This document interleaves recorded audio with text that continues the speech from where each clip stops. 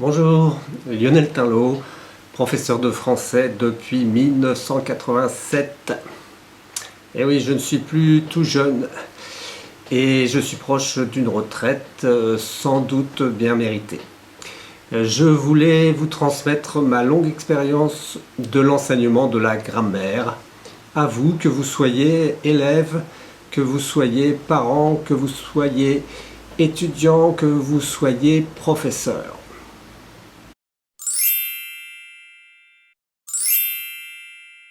Le point de départ de l'enseignement de la grammaire, mais aussi de l'orthographe, c'est l'identification de la nature des mots. Nature des mots qu'on appelle aussi classe grammaticale.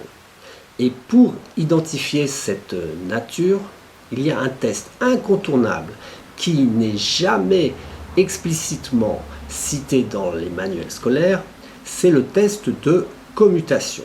Donc nous allons voir cela tout de suite, très concrètement. Vous allez écrire la phrase suivante. Dominique, étant sage, écoute pensivement les élèves.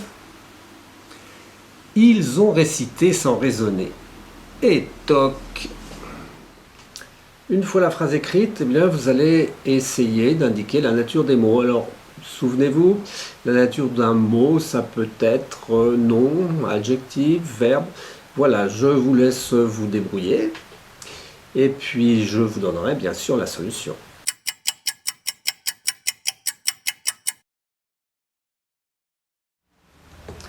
Alors, cette solution, vous la voyez donc s'afficher. Mais bien sûr, vous vous demandez comment faire pour identifier la nature.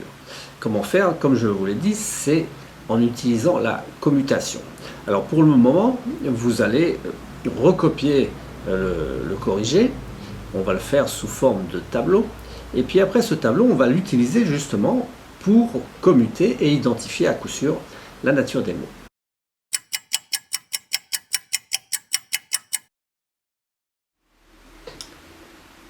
Ce tableau que vous avez recopié, vous allez maintenant pouvoir l'utiliser pour reconnaître la nature de n'importe quel mot dans n'importe quel texte.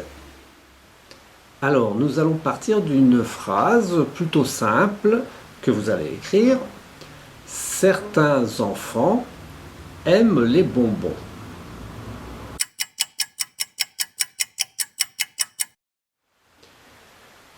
Vous allez maintenant indiquer la nature de chaque mot.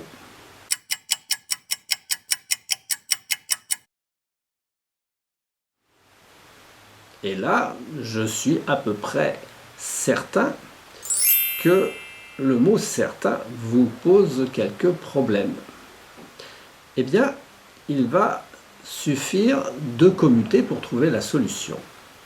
Dans votre tableau des 14 natures, vous avez un mot qui peut se substituer à certains.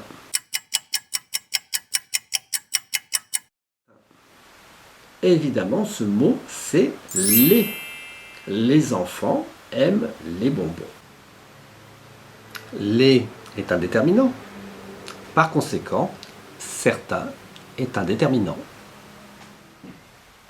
Cherchez maintenant dans le tableau un mot qui peut commuter avec enfant.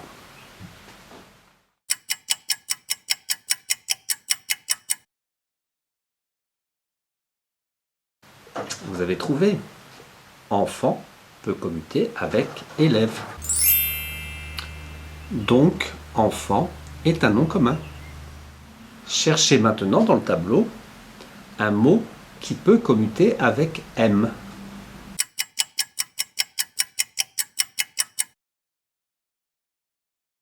Vous avez trouvé? M peut commuter avec écoute. Donc, M est un verbe conjugué. Alors, ça peut paraître un peu bizarre le sens, mais notre but justement n'est pas de travailler sur le sens, il est plutôt de travailler sur la structure de la phrase, de rechercher la nature indépendamment du sens. Pour les, pas de difficulté, vous connaissez déjà, c'est un déterminant. Et puis, certains enfants aiment les élèves. Voilà. Eh bien, bonbon, c'est un nom commun comme élève. On apprend par cet exercice à dissocier ce qui relève de la structure, d'une part, et ce qui relève du sens, d'autre part. Et donc, on apprend à faire une commutation, non pas lexicale, mais une commutation grammaticale. Et là, on va pouvoir faire de la grammaire intelligente.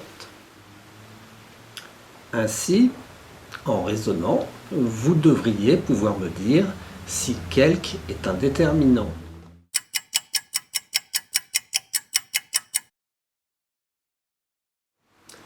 Vous voyez que quelque peut être à la place de certains.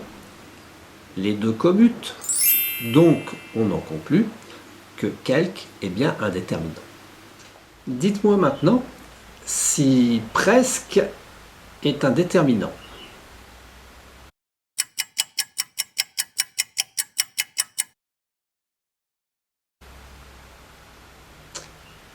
Vous voyez que presque, enfant aime les bonbons, ça nous choque. Presque n'est pas ici à sa place, ce n'est donc pas un déterminant. Si presque n'est pas un déterminant, alors quelle pourrait être sa nature? À la place de quel mot de la phrase « mes mots » pourriez-vous le mettre?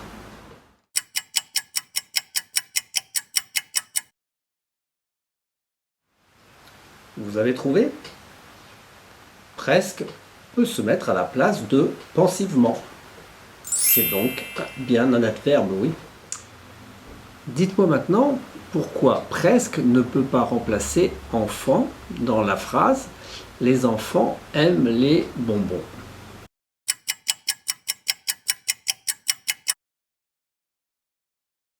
Les presque aiment les bonbons. Vous l'avez compris, presque n'est pas un nom commun, c'est un adverbe. Dites-moi maintenant si camion est un nom commun.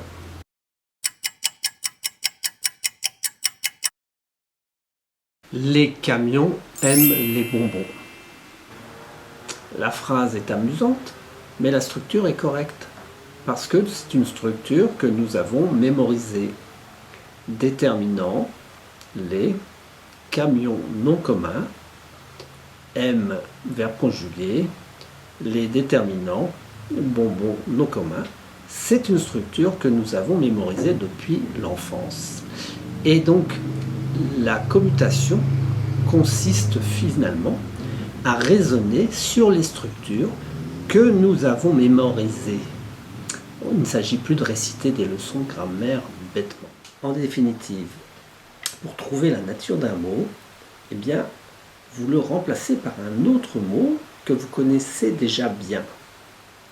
À la place de « les enfants aiment les bonbons », je pourrais mettre « mes enfants aiment les bonbons », « certains enfants aiment des bonbons », « quelques enfants », et vous voyez, ce qui me vient automatiquement à l'esprit, ce sont des déterminants.